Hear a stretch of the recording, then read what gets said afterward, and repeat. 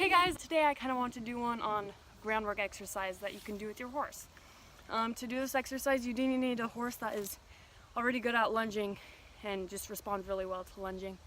I'll kind of walk you around and show you what I'm doing, but this exercise is great for getting your horse to give him a job. Because if you're just lunging your horse around in a circle constantly, they kind of get bored and there's no point to it, and it's no fun for them, and they can kind of get a little raunchy. So this is just a fun exercise to do, and it helps your horse control their balance without you being in the saddle and help them to figure all that out by themselves. So that's also really nice about it. So I will just show you guys, and then I'll get my horse. Today we will be using Rory, and she's pretty far into her groundwork training, and she does really well with lunging. If you guys would like me to make a video about teaching horse to lunge, I'm more than happy to do that. So with all that being said, let us get started. So it is an extremely bright and beautiful day today, which makes the lighting extremely terrible if there's tons of sun, but we're gonna make it work anyway. I just want to show you, I have PVC pipe for my poles, and they're big, like 8-inch PVC pipe.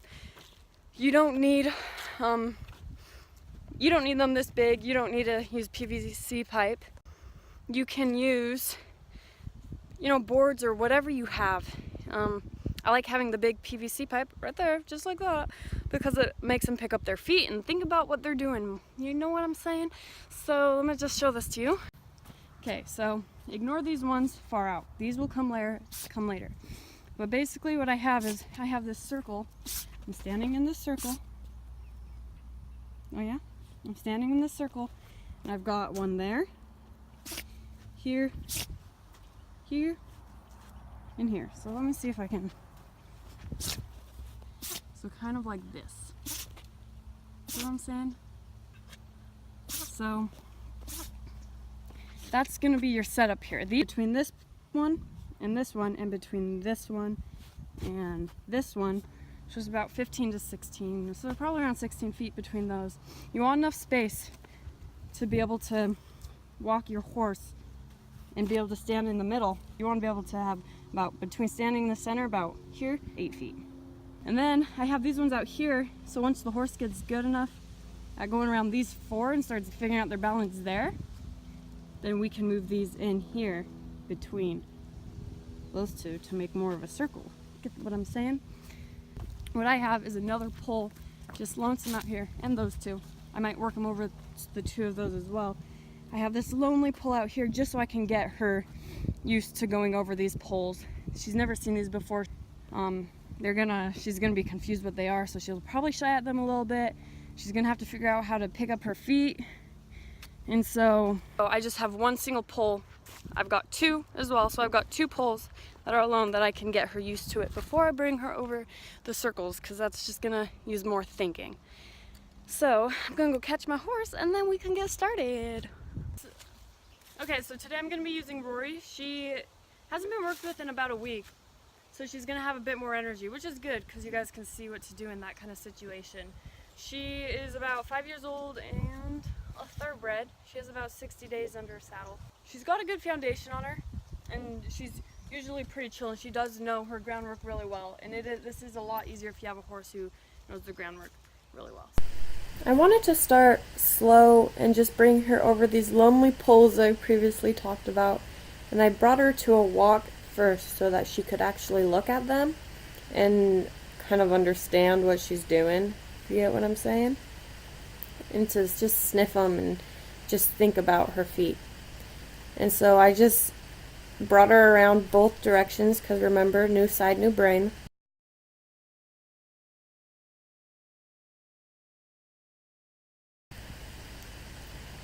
And had her just look at them slowly before I brought her up to a trot and a lope to go over them. And so here I'm just bringing her up to a trot. I just want her to pick up her feet and move over them nicely. And remember, this is just so I can prepare her to pick up her feet before I move on to the circle, because the circle requires a bit more coordination. So I just did a trot and a lope, just making sure that she had an idea what she was doing, and I basically just ended there. I didn't really do much.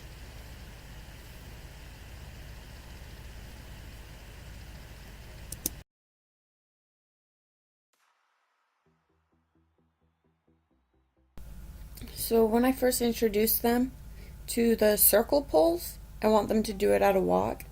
And kind of what I'm looking for is what Rory's doing right now. She's putting her head down and actually looking at the pulls, and she's not just walking through them, and she's thinking about where her feet are going, and she's looking at them. I do like that. And you actually want them to go in the center of the pulls. Just try your best to allow them to go in the center. And right here I love it and I actually let her stop. Not for too long, but I still let her stop because she wanted to stop and look at it. I thought that was great. And I just do the same on this other side.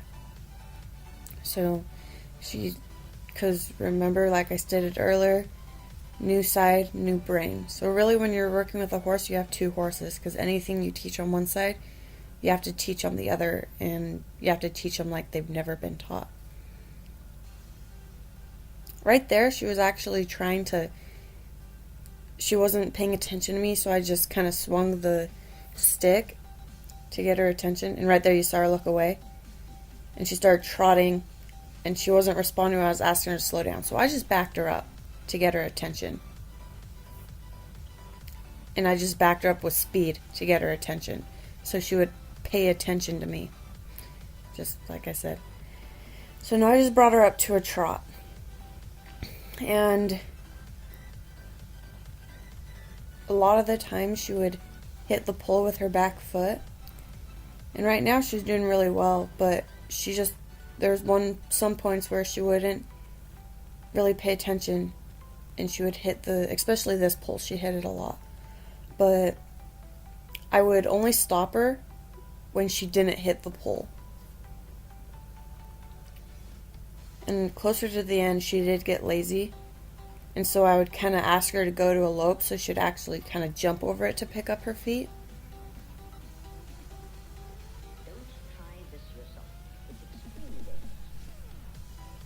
And right there, she's just kind of not paying attention where her feet are. She's running around. So I kind of pulled on her a bit, and I just keep her going until she's listening, because she was shaking her head there. She just wasn't listening to me very well. And so I want her to keep going until she actually will relax for me.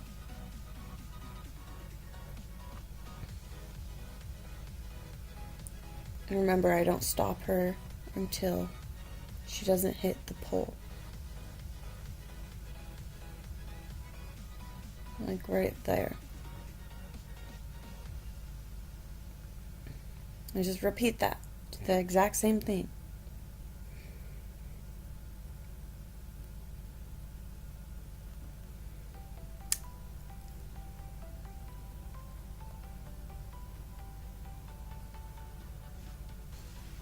See, I stopped right there, but I waited till she didn't hit the pole before I did.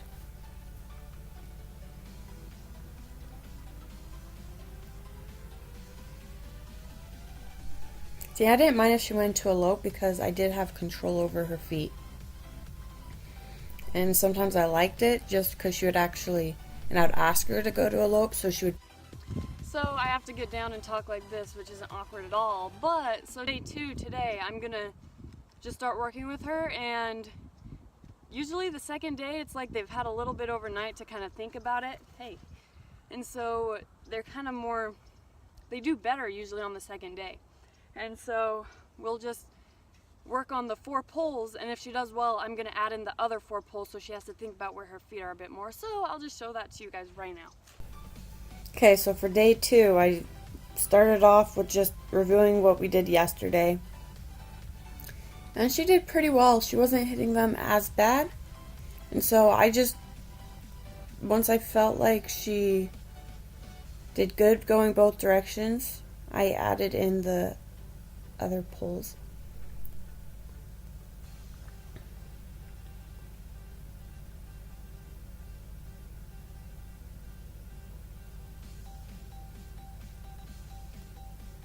She was a little fast, but I had control of her, except for right there where she shook her head, which I don't like.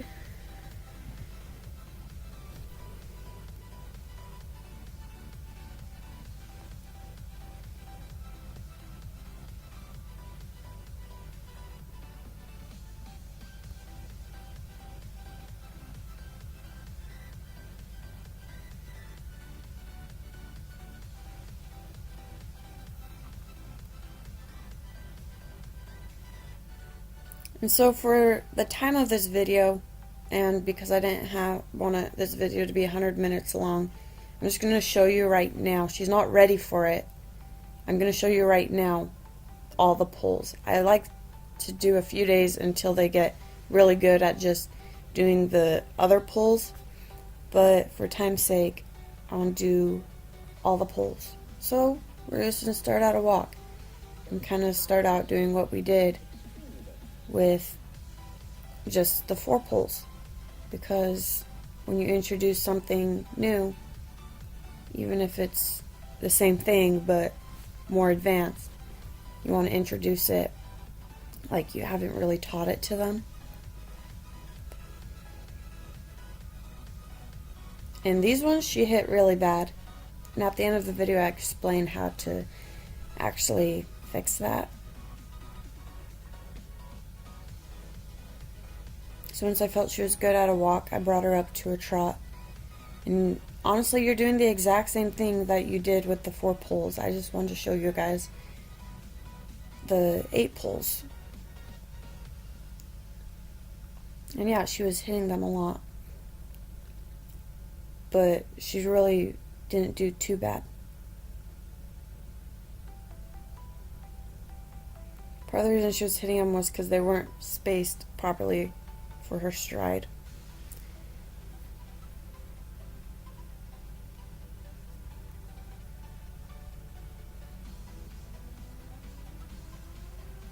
One thing you can do if they're getting close to you and they keep getting close to you while you're lunging them is just get this stick and kind of move it in from their shoulders to kind of push them away from you.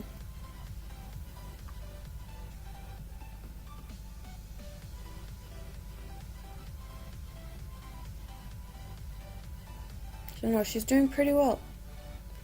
She was hitting them a lot. Right there I just stopped her and I let her relax. It's so important to let them relax while you're working with them.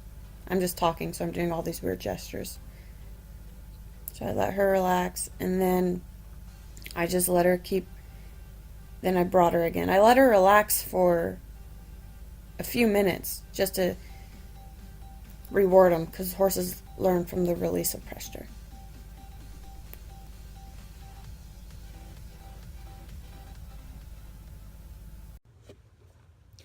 Okay guys, so I wasn't able to just finish off my video because we started working on my arena. You can, right there, link there to my arena.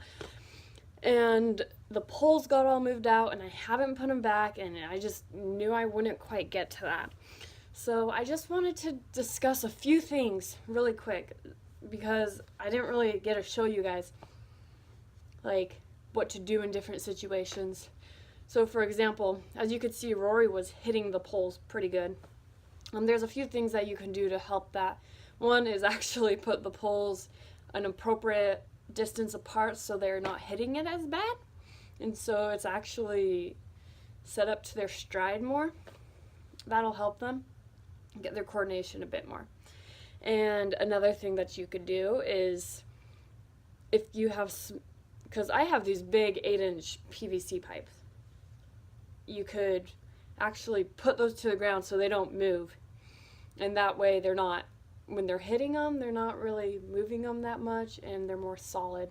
Makes it a bit more uncomfortable. They can't just get away with hitting them and be like, it'll move, it's okay. And then another thing is, if you have big logs or PVC pipe or whatever you're using, you could try actually using smaller ones and build up to the big ones. So just find a starting point where they're able to work on picking up their feet a little bit and then work to picking up more. So just find a starting point for them. And the last thing that you could do is when you're lunging them over them, anytime they go over one without hitting it, stop them and let them relax. Because horses, they learn from the release of pressure. And so they'll eventually associate, oh, when I don't hit one, that's when we stop. And you can build from there where they don't hit two, and then they don't hit three, and then, just build from there. And so those are just things I want to discuss with you guys. If you have any more questions, you can comment them down below. And if you have any groundwork ideas, riding ideas that you'd want me to go over, then I can do those as well. And so I think that about covers it all. Sweet. Alright, thank you guys so much for watching. If you like this video, feel free to give it a thumbs up. And also, if you want to see content as it's put out, you can push the subscribe button and also even the bell. That way you'll get notifications as soon as I post a video. So thank you again for watching. Super duper appreciate it. I'll see you guys all next time. Bye bye.